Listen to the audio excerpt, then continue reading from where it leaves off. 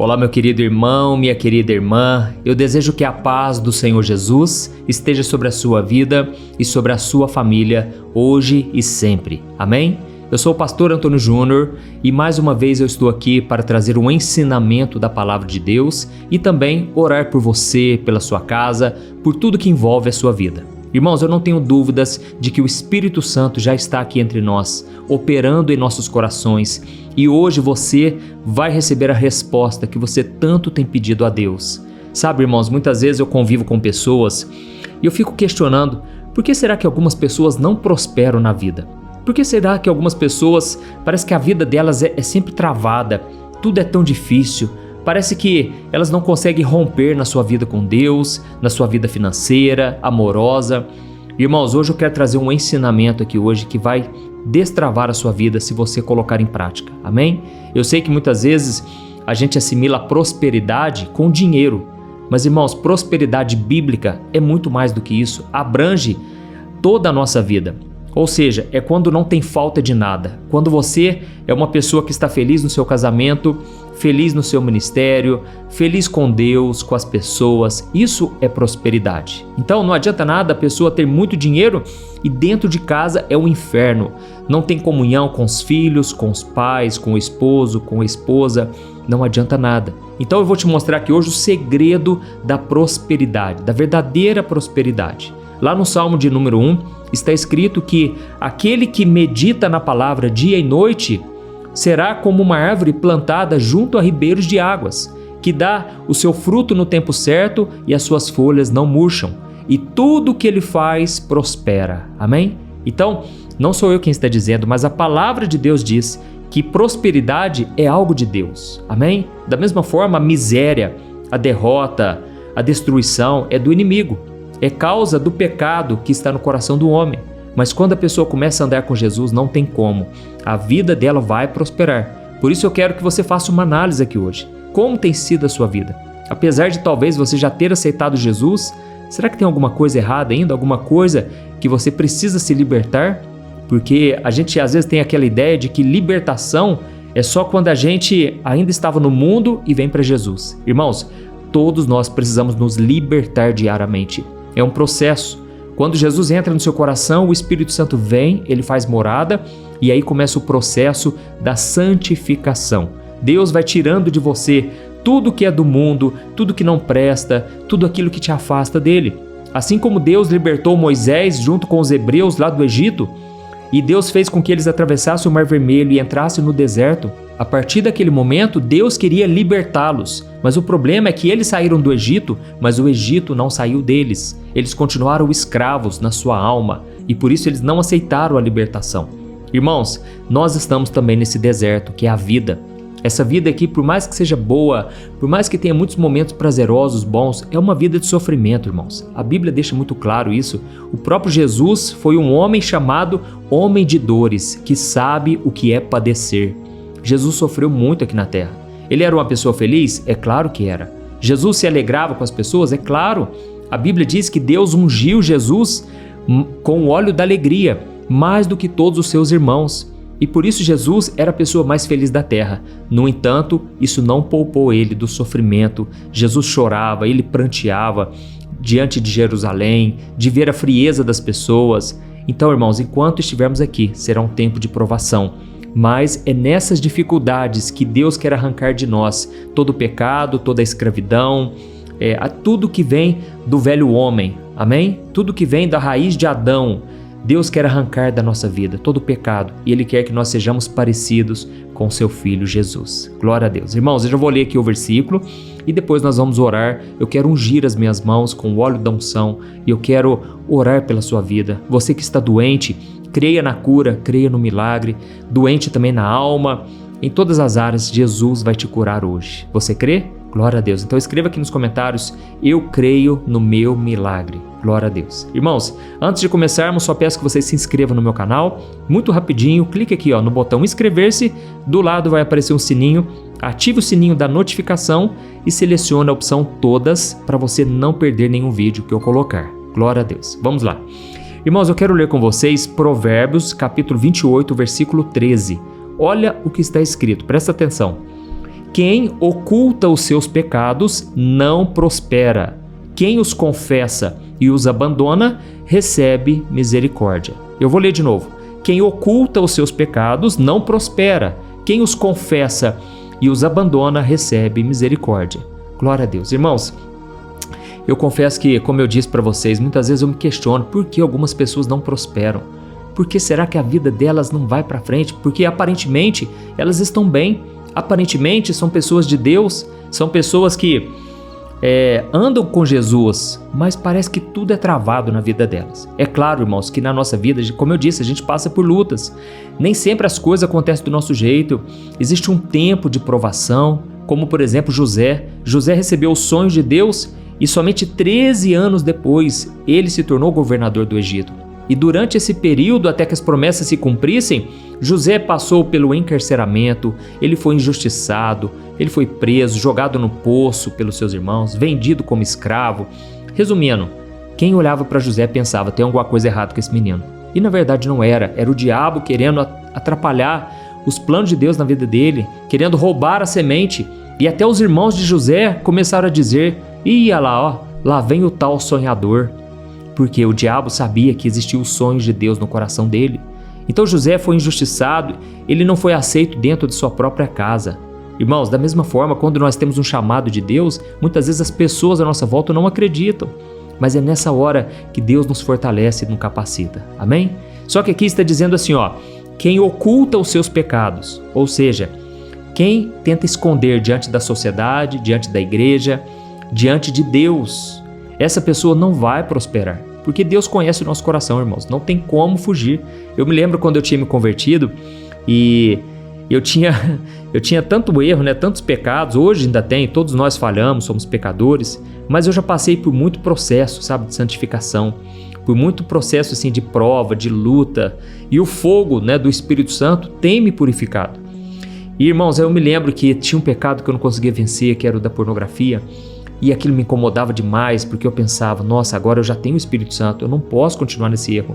E aí eu lembro que a minha vontade, sabe o que era? Era eu pegar um barco, ir para uma ilha deserta e ficar lá sozinho, sem Deus me ver. Essa era a minha mentalidade, sabe? Porque eu achava que Deus não ia me achar se eu estivesse muito distante. E o próprio rei Davi falou, olha, quem dera eu tivesse asas e eu pudesse voar para bem longe. Quem dera eu pudesse colocar a minha cama no mais profundo abismo, de forma que Deus não me encontrasse. Mas ele falou, ainda assim, a tua mão me guiaria. Ainda assim, a tua luz estaria na minha vida. Irmãos, Deus é um Deus misericordioso. Sabe qual é o maior elogio que você pode fazer a Deus? Qual é o maior ato de adoração? Quando você começa a dizer, o Senhor é bom e as suas misericórdias duram para sempre. Irmãos, em vários momentos da Bíblia, o povo de Israel fez essa declaração, o Senhor é bom e as suas misericórdias duram para sempre. E aí então cadeias se romperam, Deus deu vitória para o povo de Israel. Houve um momento em que o rei Josafá, ele estava cercado pelos inimigos e ele começou a orar desesperado, começou a jejuar e Deus falou para ele, vocês não vão pegar em armas, vocês simplesmente vão colocar o ministério de louvor lá na frente, os homens com instrumentos, e vocês vão começar a cantar, o Senhor é bom e as suas misericórdias duram para sempre. Irmãos, aquilo foi tão poderoso, aquilo mexeu tanto com o mundo espiritual, que os inimigos deles começaram a brigar entre si, eles ficaram confusos e eles se mataram um ao outro e Israel não precisou pegar em armas. Porque Deus, irmãos, é bom e Ele é misericordioso. Mas se nós não confessarmos, aqui está dizendo, ó, mas quem confessa o pecado e abandona, alcança misericórdia. Então, se você quer alcançar a misericórdia de Deus, você tem que não somente confessar, mas abandonar o pecado. Irmãos, eu sei que o Espírito Santo já está falando aqui com muitos de vocês. Vocês que muitas vezes têm aquele pecadinho, que não consegue abrir mão daquilo de jeito nenhum. Olha, Deus muitas vezes Ele vai pesar a mão, muitas vezes Ele vai repreender, Ele vai castigar. A Bíblia diz em Apocalipse capítulo 3 que o Senhor repreende a quem ama. Irmãos, Jesus nos repreende porque Ele nos ama. Ele quer que você abandone esse pecado de uma vez por todas. Então nós vamos orar daqui a pouco e aí você vai ter essa oportunidade de simplesmente cancelar com o passado, abrir mão de todo o pecado. Amém? Irmãos, um outro motivo que faz as pessoas não prosperarem é quando elas tratam mal as pessoas de dentro da sua casa, pessoas da família. Olha, eu vou falar uma coisa para vocês. Eu fico assustado de ver a quantidade de gente que está na igreja e busca, e ora, e lê a Bíblia, vai no monte orar, vai nas vigílias, mas, irmãos, trata mal a esposa, trata mal os filhos. E aí a pessoa não entende depois por que as coisas dão errado. Olha o que está escrito, 1 Timóteo 5, versículo 8. Aqueles que não cuidam dos seus, especialmente dos de sua própria família, negaram a fé e são piores que os descrentes. Irmãos, é muito sério isso aqui. Está dizendo que aquele que não cuida da sua própria família é pior do que o ímpio, é pior do que o descrente e negou a sua fé. Ou seja, é muito sério isso aqui, irmãos. Eu sei que eu estou falando aqui para pessoas, Deus não erra endereço. Se Deus te trouxe aqui hoje é para você ouvir essa verdade. Você tem que tratar bem o seu esposa, a sua esposa, os seus filhos, os seus pais, tem que honrar os pais. Olha, não pode ter mágoa no coração, tem que perdoar, tem que agradecer por essas pessoas e não causar mal, porque senão você está pior do que o ímpio. Irmãos, guarde isso. Os 2 principais mandamentos quais são? O primeiro, amarás o Senhor teu Deus de todo o teu coração, de toda a tua alma, de todo o teu entendimento. E o segundo mandamento qual é? Amarás o teu próximo como a ti mesmo. Então, irmãos, é um mandamento, não é uma opção para o cristão. Você tem que amar a Deus, vertical, e amar o seu próximo horizontal. É um relacionamento que não adianta você dizer, Jesus, eu te amo, mas você odeia o seu irmão. Jesus não vai aceitar, irmãos. Esse tipo de declaração Jesus não aceita. Quando Jesus perguntou para Pedro, Pedro, você me ama? Pedro falou, Jesus, eu te amo. E o que Jesus falou? Então vai cuidar dos seus irmãos. Porque não adianta a gente falar que ama a Deus, esse Deus que a gente não está vendo, sendo que a gente não está amando o nosso próprio irmão no qual a gente vê. Então é isso que a Bíblia diz. Nós precisamos cuidar da nossa família, zelar. Deixa eu falar uma coisa aqui muito importante, nunca se esqueça disso. Tem pessoas, irmãos, que não conhecem a Bíblia, não são cristãos, só que eles amam a família, eles valorizam a família. Sabe o que acontece? Prosperam, eles são abençoados. Como eu te falei, prosperidade não é só dinheiro, não. Tem muita gente que é rica, milionária, eles ganham dinheiro, mas não tem paz dentro do lar. É uma vida fútil, é uma vida de vazio, é uma vida medíocre, miserável. Então isso Deus não tem para você, mas você tem que andar na presença do Senhor.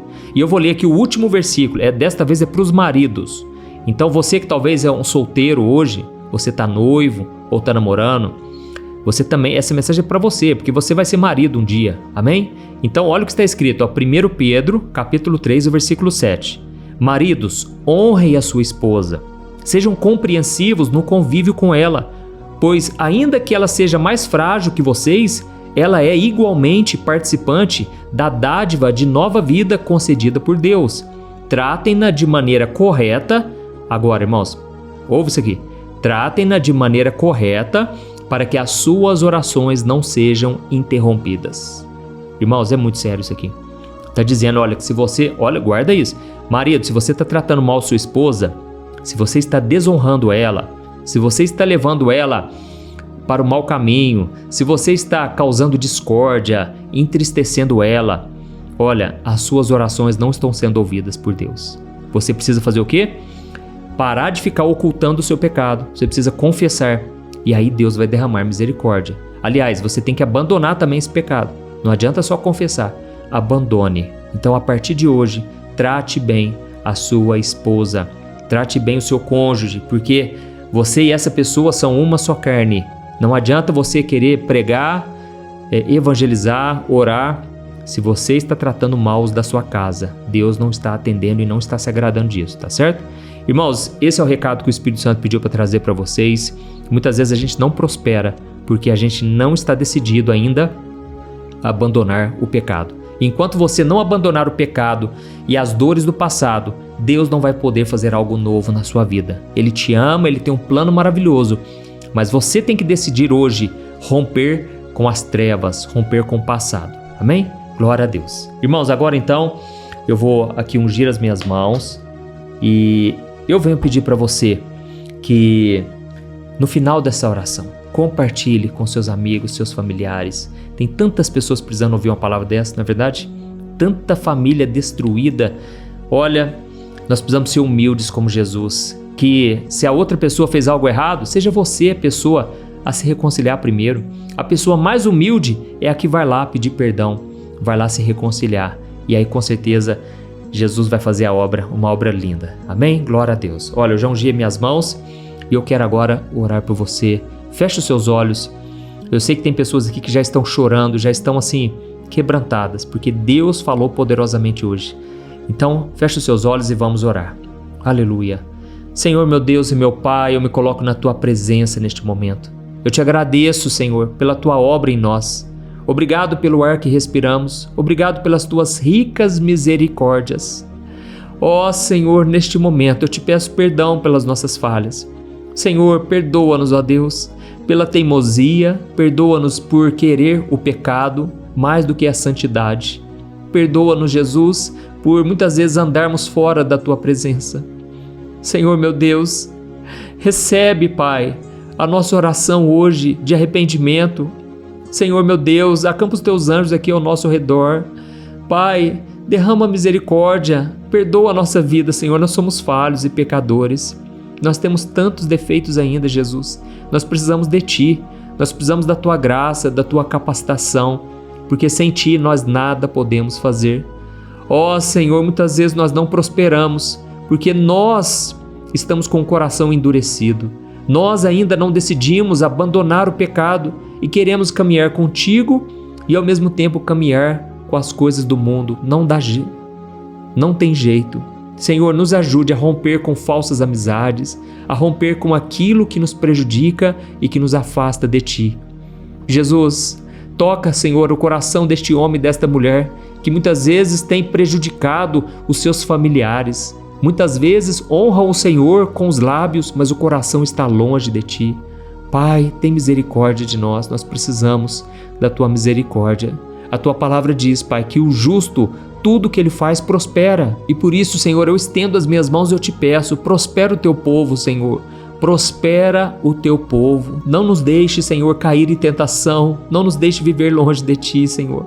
Nós precisamos tanto da Tua presença, da Tua graça. Oh, meu Deus, se não fosse o Senhor, se não fosse as Tuas misericórdias se renovando a cada manhã, nós não estaríamos aqui. Pai, neste momento eu oro por esta pessoa que está desempregada, essa pessoa que está endividada. Jesus, restaura essa pessoa, Pai. Dá sabedoria para que essa pessoa venha dar a volta por cima. Renova as forças, renova o vigor. Eu oro também, Pai, por esta mulher que está doente, que está cheia de ferida pelo corpo. Essa mulher que muitas vezes fica totalmente debilitada, sem forças para seguir em frente. Meu Deus, cura, Jesus, todo o corpo, todas as células, os órgãos. Faça uma obra completa. Tu és o médico dos médicos, Senhor. Estende as Tuas mãos agora e vai arrancando toda dor, toda ferida. E Jesus, eu te peço, santifica o Teu povo, que nós sejamos um povo santo, um povo separado, um povo que anda na Tua luz. Senhor, levanta aqui hoje um verdadeiro exército poderoso que vai fazer as Tuas obras e vai andar em santidade. Pai, eu oro também por este homem que está enfermo, este homem que está em depressão. Muitas vezes fica tão desanimado porque a namorada terminou com ele, a noiva, ou então o casamento está em ruínas. Jesus, tem compaixão de todas essas pessoas que agora estão sofrendo. E eu te peço, muda essa história hoje e que tudo seja para Teu louvor e Tua glória.